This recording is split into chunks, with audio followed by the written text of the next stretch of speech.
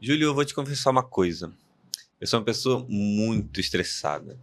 Eu, assim, não consigo dormir direito, muitas noites fico pensando nos problemas. Às vezes eu sinto meu corpo muito tenso, ou então muito cansaço, acordo muito cansado desde cedo. Quando eu tô fazendo alguma atividade, minha mão fica suando, sinto uma palpitação no coração.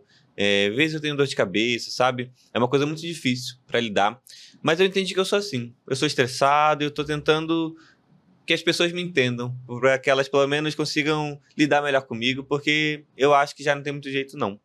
E aí, eu quero saber o que você pode me falar para me ajudar um pouquinho, porque assim, é difícil para mim.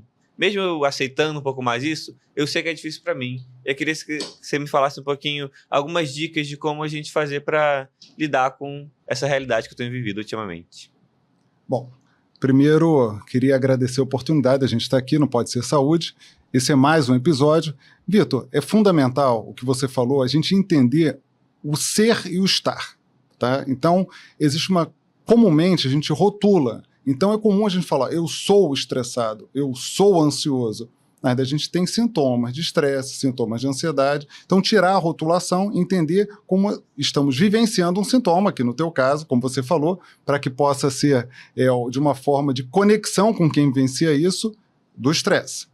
Só que o estresse é uma resposta fisiológica normal do nosso organismo, ou seja, pode ser transitória, pode durar muito tempo, mas não vai fazer parte da nossa vida, ou seja, não seremos isso. Então vamos lá, primeiro entender o que é o estresse. O estresse é uma resposta fisiológica, como eu falei, natural a um estímulo interno dos nossos pensamentos, emoções, sentimentos, ou externo do ambiente, de onde a gente estiver, em que cada um de nós entenda como sendo ameaçador ou desafiador.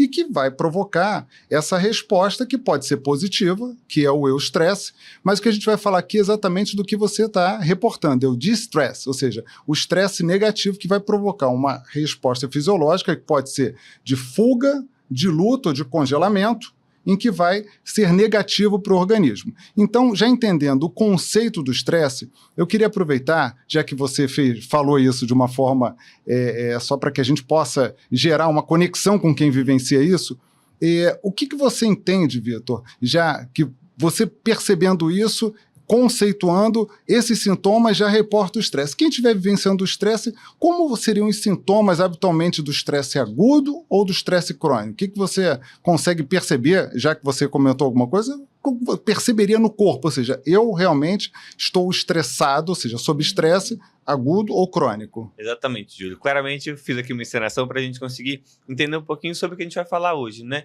E entender como é que a gente às vezes vivencia isso e não percebe como sendo algo que a gente está passando por. Então, você já conceituou muito bem o estresse, que é algo natural da vida, né? A gente não consegue viver fora dele, mas a gente consegue se adaptar e criar algumas estratégias para manejar. Só que antes da gente conseguir entender como é que a gente passa por ele, a gente tem que identificar quando a gente está no momento do estresse. Aí você falou, tem um estresse agudo, de situações que ocorrem no dia a dia, que nos impactam, nos afetam, e que a gente pode sentir aquilo, mas dependendo do tamanho dele, ele pode ser mais grave ou menos grave, às vezes passar até despercebido. E tem o estresse crônico, que é quando a gente está submetido a carga de estresse muito alta, seja por fatores externos, ou então a gente está num trabalho que nos cobra muito, no nosso meio de casa tem um meio desarmônico, a gente tem relações na rua que não nos dão muita paz, não nos causam bem-estar, ou então mesmo seja problemas financeiros, ou então o estresse que está dentro de nós. Preocupações excessivas com, por exemplo, datas de compromissos, de rigor com coisas que a gente precisa cumprir no nosso dia a dia, ou então aquele estresse do medo, da ansiedade, de que algo vai acontecer. É importante a gente primeiro separar essas duas coisas para entender que existe o estresse que vem de fora, né? E quando a gente identifica esse estresse de fora, a gente consegue ou se colocar em lugares que são menos estressores, ou então tentar modular aquele ambiente para que ele seja menos estressor e nos afete menos. E o estresse que vem de dentro, a gente tem algumas estratégias para cognitivamente, de forma também comportamental, usar de meios que vão nos proporcionar uma melhor maneira de lidar com aquilo. Só que então, como é que a gente identifica quando a gente está sobre esse estresse, quando a gente está sobre esse padrão? Como eu falei, citei inicialmente alguns sintomas, a gente tem sintomas físicos, né, que muitas vezes aparecem e que são mais fáceis da gente evidenciar, porque muitas vezes eles nos sinalizam algo mais grave. Quando a gente sente os sintomas físicos, a gente para perceber que aquilo realmente talvez seja sério, né? Infelizmente, a gente às vezes deixa de lado a tristeza, a ansiedade ou a irritação. Dentre os sintomas físicos, a gente pode citar alguns como os que eu disse: palpitação, mãos geladas, suores frios em momentos inapropriados, o cansaço muito extremo, mesmo com noites de sono dormidas dentro dos horários certos, ou então mesmo a privação de sono, quando você tem aquela insônia que não tem muita explicação, digamos assim, ou que tem explicação pelas preocupações que você está passando. Tem também a falta de energia para fazer as coisas, a procrastinação é um tipo de evidência também do estresse, que aí já está indo um pouquinho mais para o comportamental, né? Como é que a gente lida com aquilo. Então, a falta de memória, esquece coisas muito frequentemente, ou então você não consegue arcar com aqueles compromissos que você faz, ou então você precisa, às vezes a ansiedade te aflige de forma muito grave em situações que você está ali tentando efetuar algum trabalho, alguma interação social. E tem os sintomas emocionais também, que aí podem se confundir um pouco com alguns outros transtornos, né? É muito importante a gente evidenciar que transtorno é aquilo que nos faz mal. Então, não é porque eu tenho sintomas de estresse, sintomas de ansiedade ou sintomas de depressão que eu estou dentro desse transtorno. Eu posso estar passando por. E dentre alguns sintomas emocionais do estresse, a gente pode ter um esgotamento, um cansaço de tentar não mais querer fazer aquilo que a gente está fazendo. A gente pode querer se desligar totalmente das coisas que nos importam, sejam elas ocupações voluntárias e que dê prazer, ou sejam elas ocupações obrigatórias. Também a gente pode se ver mais intolerante com o outro. A irritabilidade é um marco muito importante do estresse também. A gente pode perceber alguns sinais de depressão, de uma tristeza, uma labilidade emocional, que é chora e ri, uma hora para outra está mudando muito de humor, sem muita explicação do porquê naquele momento você está feliz ou no outro momento você está triste. E dentre alguns outros sintomas que você pode comentar um pouquinho para a gente ampliar mais o nosso arcabouço de sintomas, para cada um identificar em si quais que a gente tem quando a gente passa por momentos de estresse. Exatamente. Aí depende se é agudo ou crônico. No estresse agudo, por exemplo, você está no carro, dirigindo, no teu horário tranquilo, e de repente o carro para, enfim, todo o trânsito fica engarrafado, completamente engarrafado. Aquilo ali é um estímulo externo, não é um estímulo interno, nosso pensamento é um estímulo externo, que você interpreta como sendo ameaçador ou desafiador, afinal você tem hora para chegar. E isso vai causar em você, no caso do agudo, sintomas físicos, emocionais e comportamentais. Físico, coração acelerar, tremor, você fica também com sintomas emocionais, impaciência, irritado, mais impulsivo. Sintomas comportamentais, você fica assim, se alguém fala contigo, você responde de forma inadequada, bate com a mão no volante. Então são os sintomas que são físicos, emocionais e comportamentais, que pode ser no agudo, como eu dei o exemplo, ou no crônico. E é importante saber por quê. O estresse ele vai depender desse estímulo, que depende da intensidade do estímulo, da frequência que ele acontece, do tempo que você está submetido a ele. Nesse caso, no agudo, é naquele momento ali. E depende, obviamente, como você interpreta. Se eu estou com pressa, obviamente aquilo ali vai servir para mim como um problema. Ou seja, eu vou interpretar aquilo ali como sendo ameaçador para mim. Uma outra pessoa pode interpretar de forma diferente. Eu vou escutar o podcast, né? Eu vou escutar uma música, enfim, eu vou aproveitar esse tempo para fazer alguma outra coisa e não vou ficar sob estresse, eu não vou ficar estressado.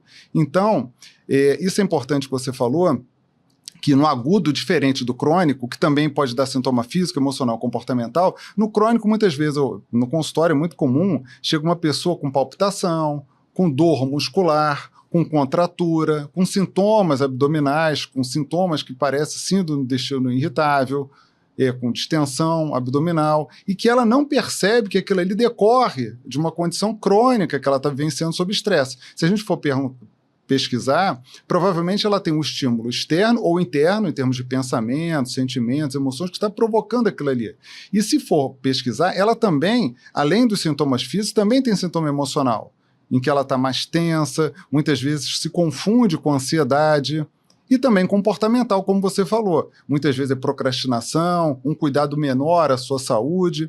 às vezes fica mais impulsiva, mais explosiva com outras pessoas. Então é importante que a gente perceba que entre os sintomas comportamentais e também emocionais, cerebrais, tem alteração da cognição. Então, uma outra queixa muito comum em consultório é a pessoa sob estresse, em que ela diz que está ficando esquecida.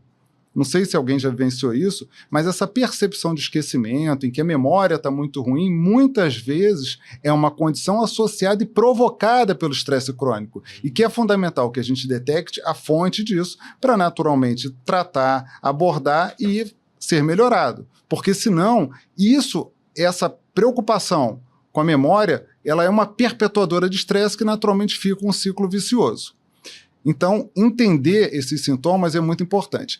Então, Vitor, agora voltando então, falamos dos sintomas. Se a gente fosse numa avaliação, como você comentou, em alguém que você atenda, como você conseguiria perceber que a pessoa não percebeu que ela está com estresse? Você teria alguma pergunta que você falaria, que poderia ajudar a pessoa a perceber que ela está vivenciando estresse? O que você acha? Vou trazer um caso que eu me recordei agora, que eu estava na clínica da família, e a queixa era exatamente uma insônia, né? Insônia e muito cansaço porque não dormia à noite. E ela queria exames, vitaminas e um remédio para resolver aquilo. Eu fui perguntando, mas como é que é a sua rotina? Ok. Vi que ela não tinha, a princípio, nenhuma doença de base. Inclusive, isso é uma coisa importante da gente dizer, até mesmo essa questão da memória, da insônia. Esse estresse crônico, ele gera essas alterações e a memória, o sono, tudo isso é regulado também pelo nosso sistema emocional, nosso sistema límbico. Então, se a pessoa não está bem regulada emocionalmente, ela não vai conseguir recordar nem de onde ela colocou a chave quando ela chegou de casa, muito menos do aniversário de fulano que foi semana passada. E aí essa preocupação gera mais preocupação ainda, entra nesse ciclo. E o sistema psiconeuroendócrino, né, o nosso eixo que gera as emoções e passa para a nossa fisiologia biológica, ele vai liberando hormônios. O mais conhecido do hormônio de estresse é o cortisol, mas a gente acaba também desregulando todo o nosso sistema hormonal, nossa dopamina, nossa serotonina fica desregulada, então a gente fica mais desatento, a gente fica mais triste, a gente tem essa labilidade emocional. Isso acaba por gerar cronicamente sintomas físicos e doenças muitas vezes. A gente ainda vai abordar um pouco mais, mas o estresse ele causa mais infarto, ele causa mais diabetes, ele causa mais doenças físicas porque desregula o nosso centro de equilíbrio hormonal e emocional. E aí, voltando para esse caso, essa paciente claramente estava adoecendo. Dava para a gente perceber que ela estava adoecendo porque ela estava muito cansada por conta do estresse crônico que ela vivia. Mas ela ainda não estava doente, não tinha nenhuma doença física, não tinha critério, diagnóstico para nada ali. Eu fui perguntando como era a vida dela. Ela acordava muito cedo, cuidava do filho, cuidava da casa, trabalhava fora, fazia faculdade, fazia comida à noite para o marido, para ela, para a criança, e quando deitava para dormir não conseguia dormir.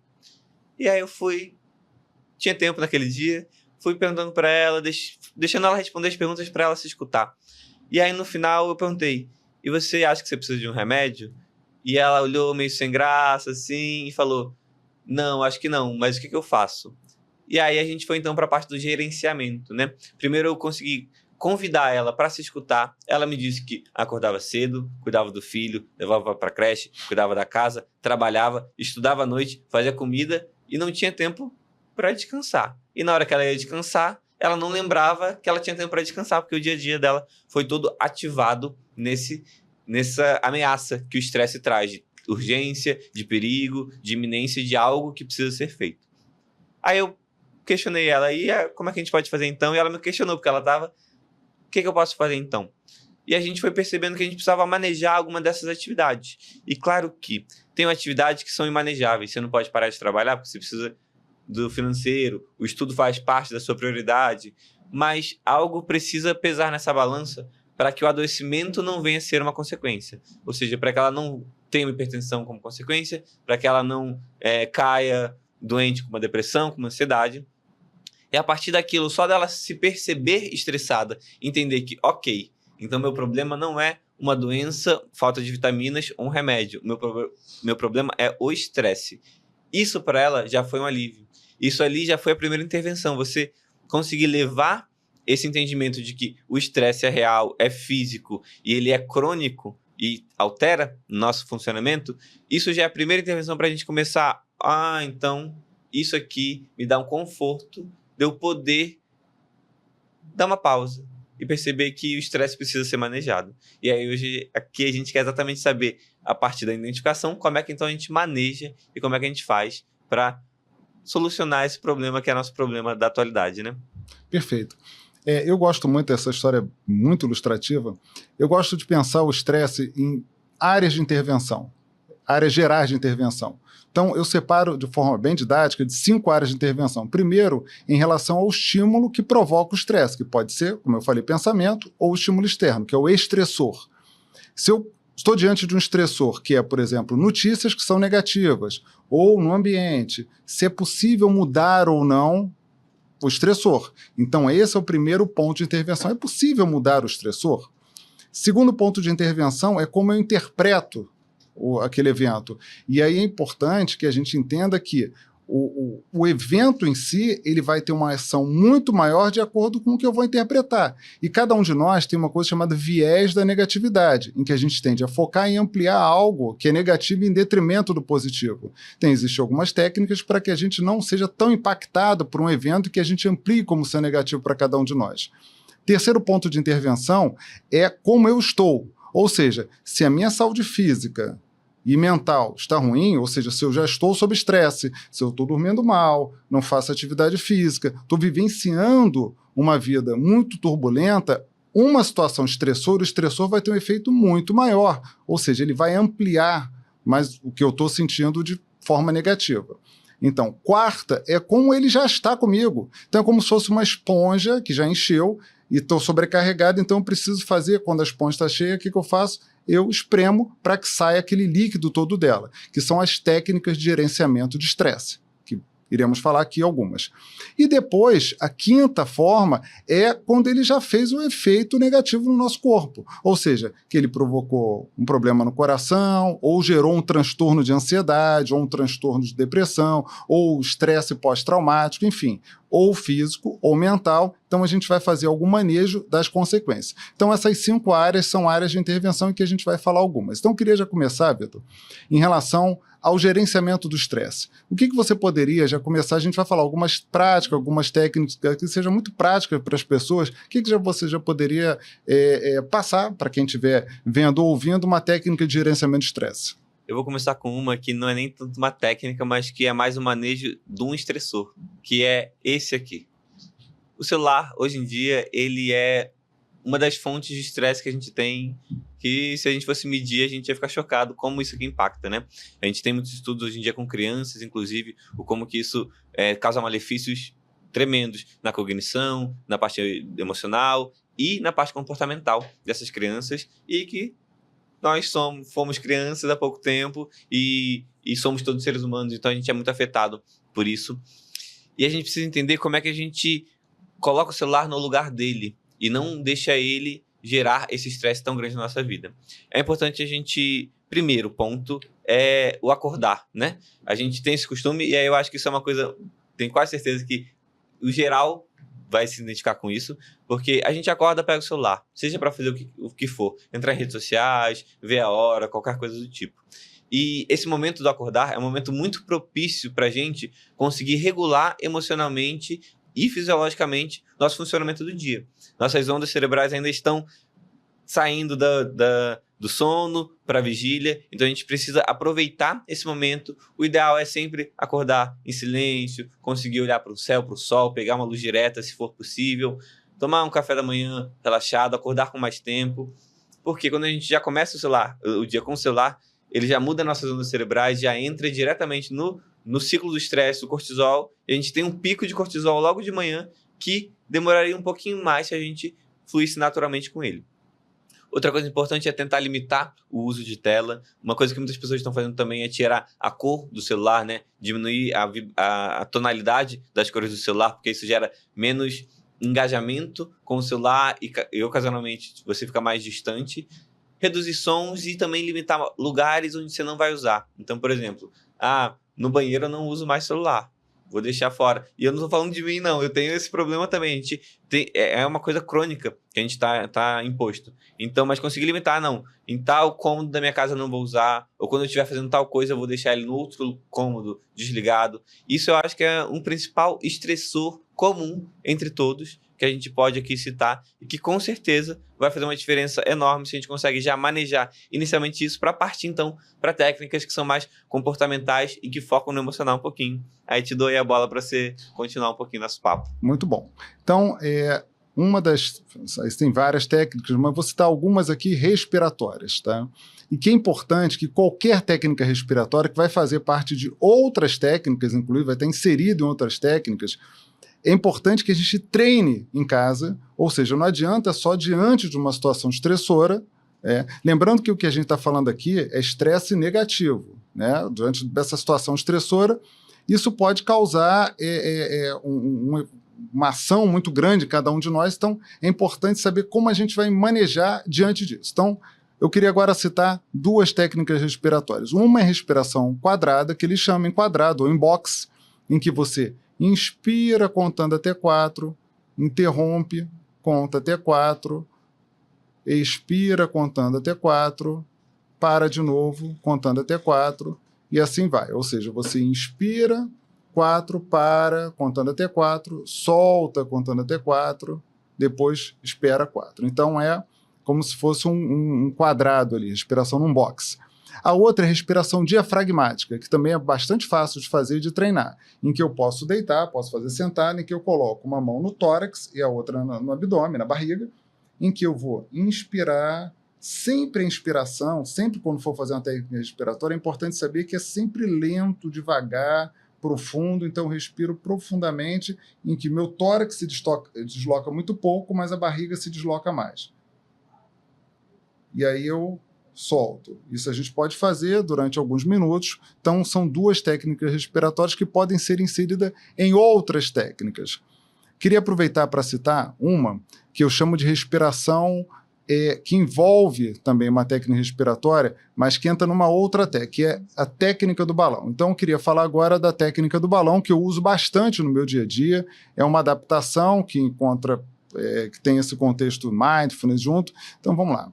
Então, a técnica do balão, que é o que eu quero falar, ela é o seguinte: você pode fazer isso, pode ser feito em casa, em qualquer local. Eu, particularmente, faço com bastante frequência, eu faço assim, praticamente diariamente. Então, na técnica do balão, quais são as orientações? Primeiro, você pode fazer sentado, deitado, você deita, faz a preparação, que é colocar uma música, pode usar o Headspace, Calm ou Calma no Spotify, ou uma música que faça sentido para você, represente calma, tranquilidade. Você coloca uma música, para e faz uma técnica respiratória, em que pode ser qualquer uma dessas, ou simplesmente respirar fundo e soltar. E observar, sentir cada parte do teu corpo se relaxando, desde os pés, subindo até a cabeça. Então, você faz um relaxamento com uma técnica respiratória. E aí você observa o teu tórax, ou seja, o peito e a barriga como se fosse um balão, que você respira fundo, eles vão junto, o tórax pode ir também, e solta. Respira fundo, solta. E aí a sua mente vai em vários locais, é comum, e você ancora de novo na respiração, e você presta atenção e você não é mais alguém que está respirando e soltando, você é um observador do teu peito e abdômen, subindo e descendo. Isso é a técnica do balão. E você faz durante um tempo até terminar, e você pode juntar à técnica do balão uma percepção de visualização, que não é exatamente a visualização terapêutica. Enquanto fizer a técnica do balão, você pode associar uma outra técnica que é como se fosse uma luz sobre você, e cada vez que você respira, essa luz entra em você e solta. Eu uso bastante a técnica do balão, acho que ela ajuda bastante, gera uma ativação do parasimpático, relaxa, ela é muito prática de ser feita, é importante que seja treinado. Antes de eu falar uma outra, eu queria te perguntar para que a gente possa falar algumas técnicas aqui que sejam úteis para as pessoas. A gente está citando apenas algumas que existem de milhares, né? Então é para você se identificar com alguma e já tentar fazer agora mesmo, assim que sair do podcast, assim que chegar em casa for dormir ou assim que acordar. Vou aqui aproveitar que você falou de mindfulness e vou falar um pouquinho do mindfulness que não está no lugar da meditação em si, né? Mindfulness, para quem não conhece, é uma técnica de meditação, de atenção plena, que foi trazida do budismo, mas que foi colocada em contexto não religioso, exatamente para as pessoas usarem sem que precisem estar ancoradas na religião, na espiritualidade, mas sim no lugar de autotranscendência e de percepção do próprio corpo. Então, significa mindfulness, atenção plena. É quando você consegue focar naquele momento e desfrutar dele. Dentre algumas técnicas que existem dentro do mindfulness, eu queria citar aqui o mindfulness eating e o banho mindfulness, quando você consegue comer prestando atenção na comida, ou seja, mais uma vez, deixa o celularzinho de longe, olha para a comida, se conecta com ela ali, olha as cores, olha o que você vai comer, olha a conformação do prato, seu suco ou sua água, ou se você não bebe líquido, para ali e coma. São 15 minutos que a gente come. Às vezes um pouquinho mais rápido, com pressa, mas 15 minutos você vai levar para comer sua comida. E comer prestando atenção, mastigar, sentir os sabores, as texturas. Isso tem tanto poder no gerenciamento do estresse, porque a gente consegue focar nossa mente no que é importante, perceber que, tá bom, mas aquela ameaça que está ali depois do meu almoço, que é a reunião com o meu chefe, ela não está acontecendo agora. Então o sintoma físico, ele cai. Tem isso na comida e tem isso na hora do banho. São 2 lugares que a gente consegue aplicar de forma muito fácil, sem precisar necessariamente parar um momento para fazer aquilo. Todo mundo toma banho, todo mundo come. Então a gente tem esse tempo já no nosso dia a dia, na nossa rotina. Vai tomar banho? Se prepara. Assim como o Júlio falou, precisa da preparação também. A gente precisa se preparar cognitivamente para aquilo. Ok, vou fazer isso. Liga a luz, põe uma vela se quiser, algum aroma, ou então do jeito que você toma mesmo banho normalmente. E toma banho, sem tentar pensar, resolver problemas, cantar. Sente seu cabelo, sente o sabão, sente a água. Fecha o olho um pouquinho na água, deixa ela correr. Essas 2 técnicas nos trazem para o presente. E elas nos ajudam a deixar um pouquinho esses estressores mentais, que são esses estressores internos, um pouquinho de fora. Claro que se só a parede cair no meio do banho, você vai se estressar porque ele é uma ameaça de fora. Mas você deixa um pouquinho esses estressores internos que a gente acaba, às vezes, alimentando um pouquinho de fora e consegue aquela coisa que todo mundo fala da meditação. Meditação é parar de pensar. Não é isso. Meditação tem várias formas de meditar diferentes e vários objetivos. Nesse caso, é você viver ali aquele presente, sentir. E já para elencar uma outra, para depois passar a bola novamente, voltando para a técnica de respiração, a gente tem a respiração alternada, que também vem do budismo, hinduísmo, mas elas todas foram trazidas para um lugar de praticidade, de aplicação no nosso dia a dia, sem precisar de valores espirituais. Você vai tapar uma narina e vai puxar o ar apenas por essa narina e encher o peito todo. Você prende um pouco, fecha as 2 narinas e depois abre a narina alternada e solta o ar por essa narina. Foi uma parte do ciclo. Agora você vai puxar o ar novamente pela narina que acabou de exalar, prende e solta pela narina que inalou pela primeira vez. E repete isso por alguns instantes. Isso atua na nossa fisiologia, isso atua na nossa coordenação dos hormônios, do estresse. E isso é muito positivo para trazer essa sensação de presente e também treinar nosso padrão respiratório, que a gente muitas vezes não sabe como respirar, usar nossos músculos. Então essa técnica do diafragma é importante para a gente utilizar nosso músculo e ter consciência corporal um pouquinho dela. Continue. Não, perfeito. Não, ótimo. E você trouxe, trazendo... reforçando o que você falou, que as práticas mindfulness faz parte de um viver mindfulness. E cada um de nós pode viver mindfulness no nosso dia a dia. Eu digo que são os 2 A. A de atenção plena, que você está atento ao momento presente, observando o ambiente, observando seu corpo, seus pensamentos. Então você está no momento presente, que nesse pêndulo em que sua cabeça vai para o passado, para o futuro, você traz exatamente para o momento atual, naquela situação. E o outro A é da postura aberta, ou seja, você está ali também sem julgamento, numa postura respeitosa, gentil com o que você pensar, com o que acontecer. Então, viver mindfulness, aí entra o comer mindfulness, o andar mindfulness, fazer uma meditação mindfulness. Então, mindfulness é muito mais do que só meditação. Em relação ao comer mindfulness, ele é o oposto do comer emocional, em que o comer emocional, não sei se cada um já vivenciou, eu já vivenciei várias vezes, ele é um reflexo, muitas vezes, do estresse, em que tem algumas características. Primeiro, ele é impulsivo, é diferente da fome física, ou seja, que é gradual. Ela é impulsiva, de repente, ela tem um efeito muito mais rápido. A outra é que você não come exatamente porque está com fome qualquer comida que você gosta. Você vai procurar exatamente aquelas que vão atender naquela situação, em que, de um modo geral, é com baixo nutriente e com alto carboidrato, açúcar, gordura, enfim, são os fast foods, é a comida. A gente vai comer um biscoito, vai comer algo que seja um chocolate. Terceira característica, que é bastante importante nisso, ela não gera uma saciedade logo. Então você costuma comer mais. Você come um pacote de biscoito, outro pacote de biscoito em relação ao estresse, a fome emocional. E a quarta característica, que é bastante interessante, é que ela pode gerar culpa depois, diferente da fome que você se sacia. Então essas 4 características da fome emocional, elas fazem com que a gente coma excessivamente como uma fuga, ou seja, é um conforto. E, para isso, existem algumas características que a gente pode fazer, algumas técnicas bastante simples. Uma delas tem uma autora que chama da regra dos 10 minutos para fome emocional. Ou seja, quando vier aquela fome emocional, impulsiva, que você come o que você quiser comer, você não fica saciedade muitas vezes da culpa, é parar 10 minutos para não comer. Você percebe aquilo ali, que você está com a fome emocional, ou seja, eu comeria exatamente aquilo ali se eu tivesse com fome, só aquilo ali, só o chocolate, só o biscoito, não. Então, o que ela fala? Para você tomar um copo d'água, fazer uma outra atividade, pode ser escutar música, andar, fazer alguma prática física ou uma prática mente-corpo rápido que ela tende a passar, diferente da fome física. E a outra é que, se você comer, você pratique exatamente o que você falou, que é o comer mindfulness, sentindo o sabor, estando presente naquele momento. Isso ajuda bastante a lidar com a fome emocional.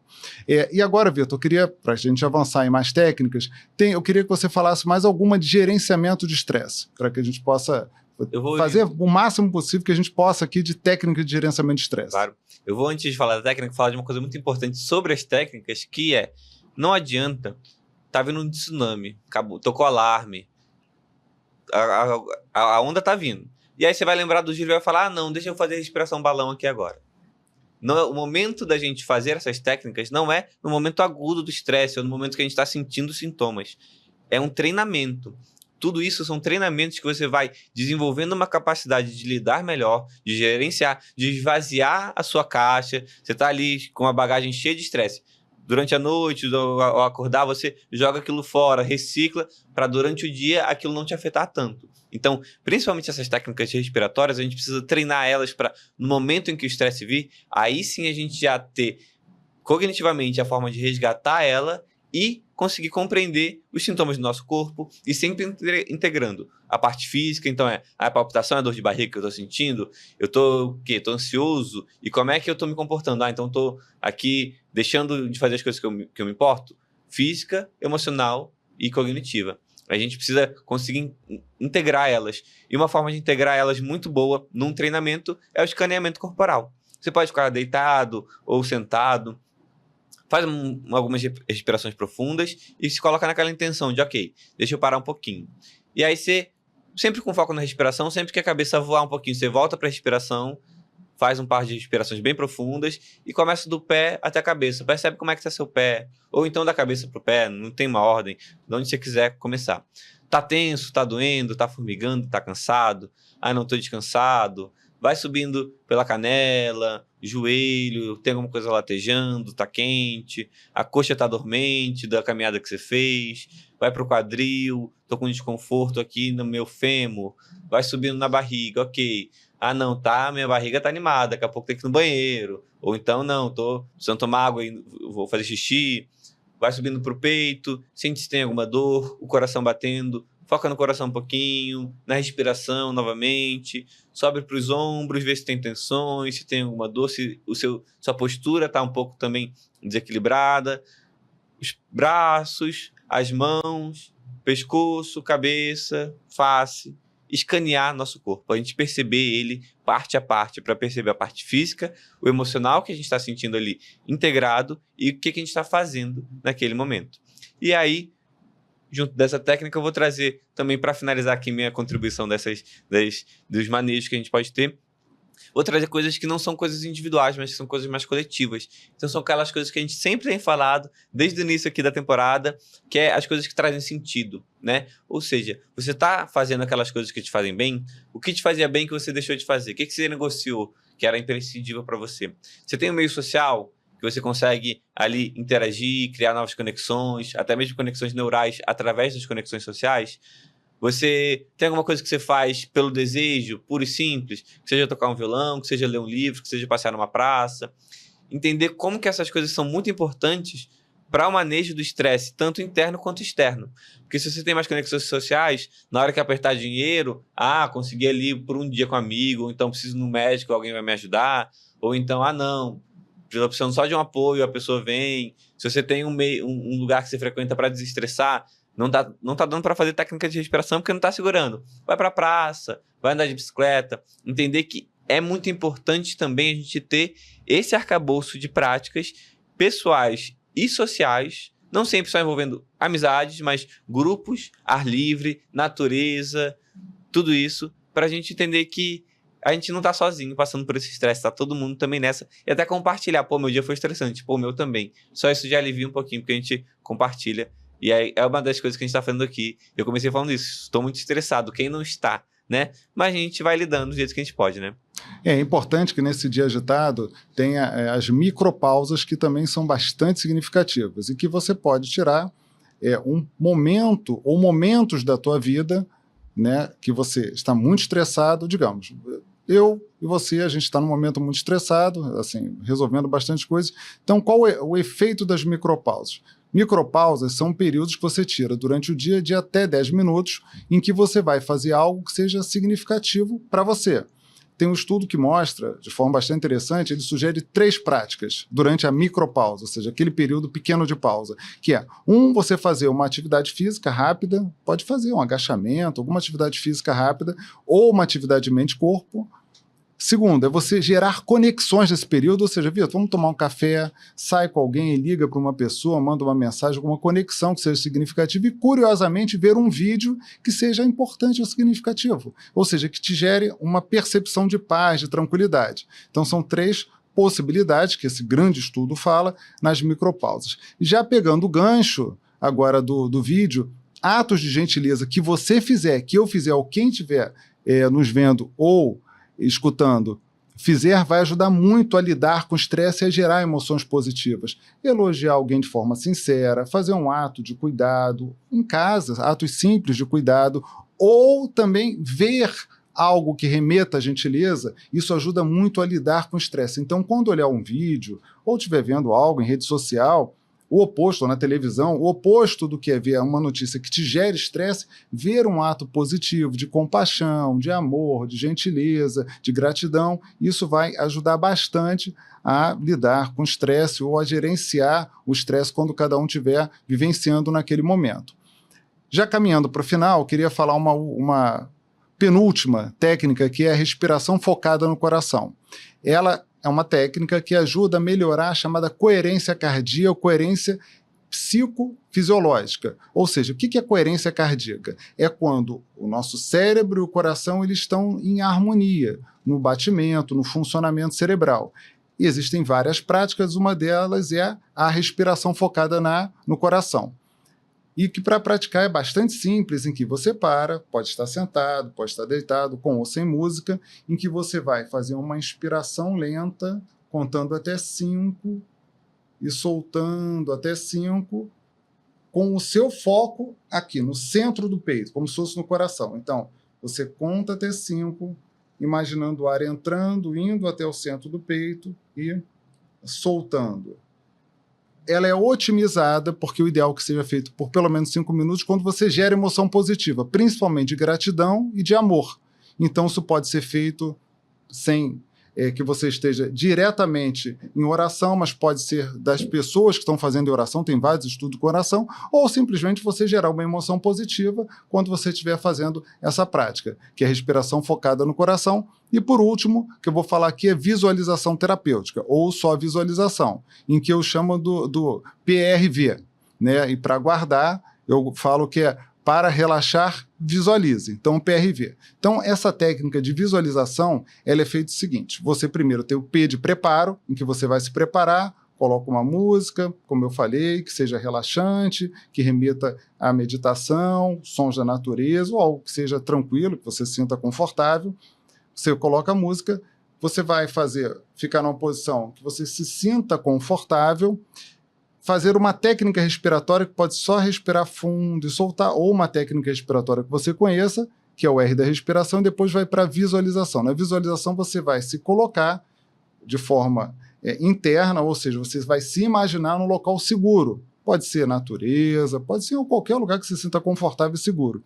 E vai vivenciar naquele momento, ou seja, você vai usar todos os seus sentidos enquanto estiver fazendo a visualização. Se for na praia, vai sentir o cheiro do mar, a brisa no rosto, vai sentir realmente com todo sentido de forma muito vívida. E isso faz com que gere no teu cérebro, dentro de você, toda a fisiologia de relaxamento, de bem-estar, não só para lidar com o estresse, mas promover a saúde física e também mental. Então essas são 2 técnicas que para a gente seguir para o final, né, que a gente já falou bastante técnicas, tem muito mais para quem tiver interesse, mas essas 2 eu acho que são bastante aplicáveis, assim como todas as outras que a gente falou agora. Maravilha, Júlio.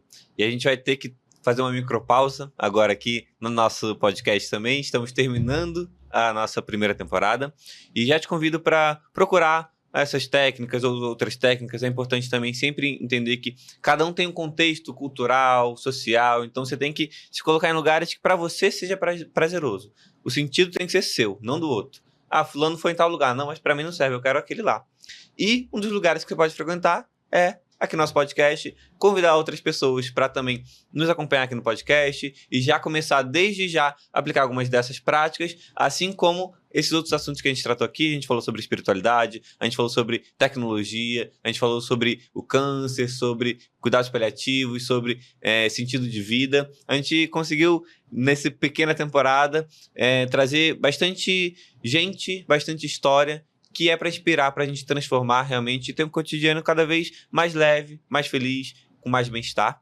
E eu agradeço muito a companhia que você tem feito até aqui. A gente em breve volta com mais informações, com mais papos, para a gente conseguir cada vez mais se conhecer e colaborar com o mundo. E passo a palavra para o meu amigo Júlio para terminar aqui com chave de ouro esse nosso primeira apresentação dessa temporada de um projeto que está começando. Bom, agradeço imensamente, Vitor, a todo mundo que está nos assistindo ou ouvindo e que nos acompanhou. E eu realmente deixo a minha profunda gratidão e meu sincero e fraternal abraço para todos vocês. Valeu, até mais.